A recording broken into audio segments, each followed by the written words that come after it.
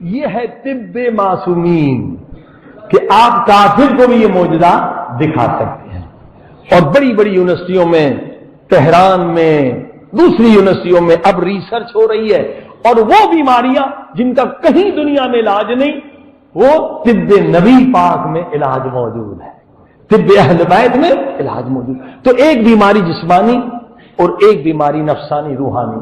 تو آج جس بیماری پہ ہم گفتگو کر رہے ہیں وہ بیماری بہت خطرناک، اس کا علاج بھی نہیں، وہ ہے کینسر.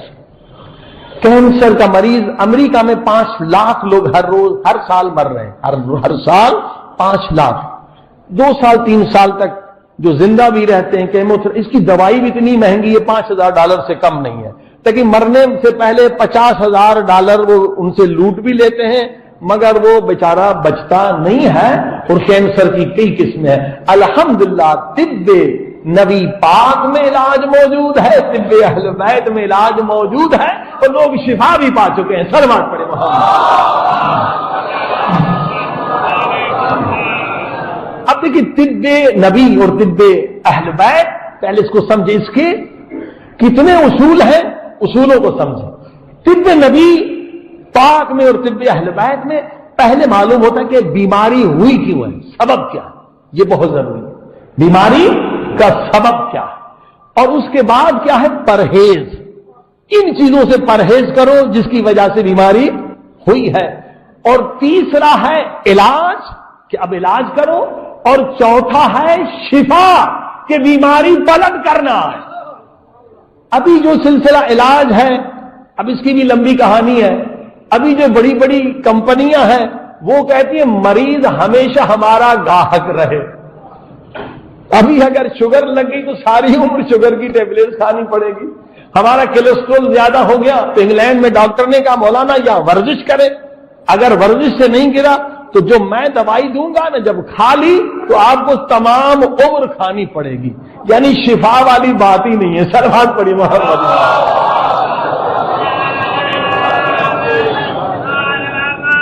اور اب امریکہ، نارتھ امریکہ میں گیا تھا لاسٹ ایئر، اب لوگ اس جو نئی دواؤں سے بیدار ہو گئے، کیونکہ 70 سال پہلے اتنا کینسر نہیں تھا. اور کینسر کا سبب کیمیکلز ہے. یہ دوائیں کیا ہے، کیمیکلز ہے. اب یہ لمبی کہانی ہے کہ یہ کیسے سلسلہ ہوا. اس وقت ٹریلین کا بزنس ہے یہ میڈیسن کی جو کمپنیاں ہیں. کیوں پہلے حکیم آپ کو بتاتے تھے سونف کھا لو، ادرک کھا لو، ٹھیک کر لو. مگر یہ جو سلسلہ ہوا 70 سال پہلے، یہ مل بیٹھے کہ لوگوں کو بتاؤ نہیں کہ ہم کیا دے رہے ہیں. سونف کو اوپر کیمیکل ملا کے ایک ٹیبلٹس بنا لو، سونف بتا دی تو بازار میں 5 روپے میں سونف لے لیں گے. اس کو کیمیکل کا پردہ دے کر پبلک کو اندھا کرو، اس سے وہی 5 روپے کی چیز 100 روپے میں بیچو. اور یہی ہو رہا ہے، انہوں نے پوری دنیا پہ قبضہ کر لیا. لیکن اب خود امریکہ میں لوگ اٹھے ہیں، کورٹوں میں جیت گئے ہیں. اب ساری دنیا ہربل اور نیچرل میڈیسن کی طرف آ رہی ہے، اس میں کوئی سائیڈ افیکٹ نہیں ہے. صلوات پڑھی محمد. تو طب نبی پاک اور طب اہل بیت کا فائدہ یہ ہے کہ کوئی آپ کو خرچہ نہیں کرنا پڑے گا اور کوئی سائیڈ افیکٹ نہیں ہے. اب مفاتیح الجنان آپ کے گھر میں ہے. نبی پاک کی حدیث ہے، امام نقل فرماتے ہیں ہر شب جمعہ، جمعرات اور جمعے کو انار کھانا مستحب ہے.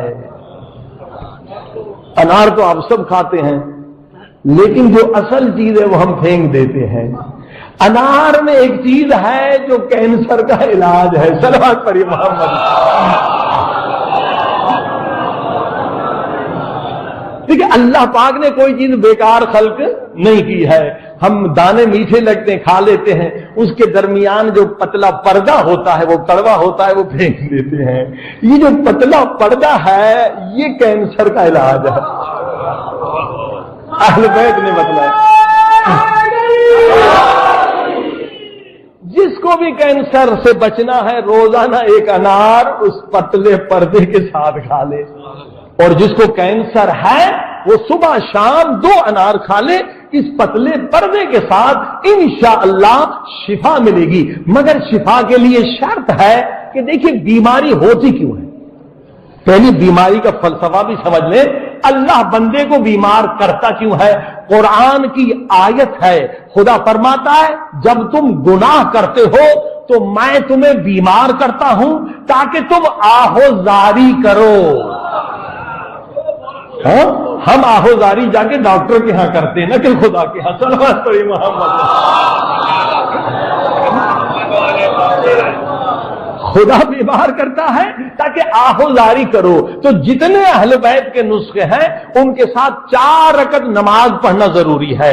2 رکعت نماز توبہ، سورہ الحمد کے بعد 3 مرتبہ سورہ قل پڑھ لیں، اگر یاد ہے تو قل اعوذ برب الناس، قل اعوذ برب الفلق، ہر رکعت میں 3 مرتبہ قل اور ناس اور فلق، 2 رکعت کر کے 4 رکعت نماز توبہ۔ اے خدا، یقیناً ہم جو ولی خدا نہیں کہ خدا ہمیں بیماری دے امتحان لینے کے لیے، وہ اولیاء خدا، وہ انبیاء خدا، ہم امتحان کے لائق نہیں ہے۔ ہم سے کوئی غلطی ہو جاتی ہے، گناہ ہو جاتا ہے، کوئی ظلم ہو جاتا ہے تو بیماری آتی ہے۔ 4 رکعت نماز پڑھ کے سجدے میں چلے جائیں اور ہاتھ میں تسبیح لے لیں، استغفر اللہ ربی واتوب الیہ۔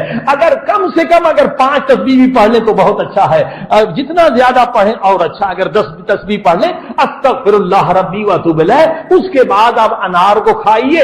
انار کا ایک اور معجزہ بھی سن لیں، اگر پورا انار رات کو سونے سے پہلے کھا لیں یہ نماز تہجد کے لیے اٹھاتا ہے۔ اٹھ جائیں گے، اب بستر سے اترے نہ اترے آپ کا کام ہے۔ صلوات پڑھیے محمد۔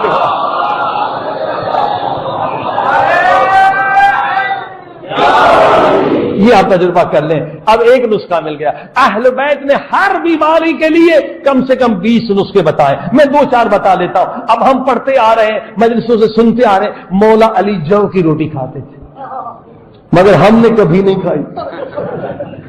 مولا علی جو کی روٹی کھاتے تھے، ہم سمجھتے مولا علی غریب تھے، فقیر تھے اس لیے کھاتے تھے۔ مولا امیروں کے امیر ہے، غریب نہیں تھے، فقیر نہیں تھے، مگر جو کی روٹی میں جو فائدہ ہے وہ کسی روٹی میں نہیں ہے۔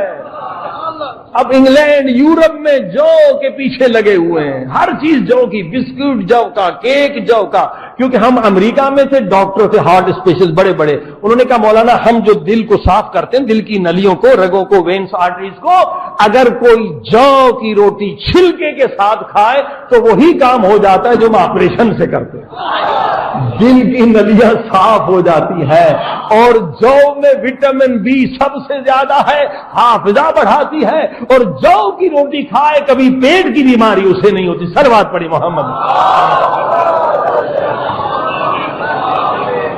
اب علاج کیا ہے؟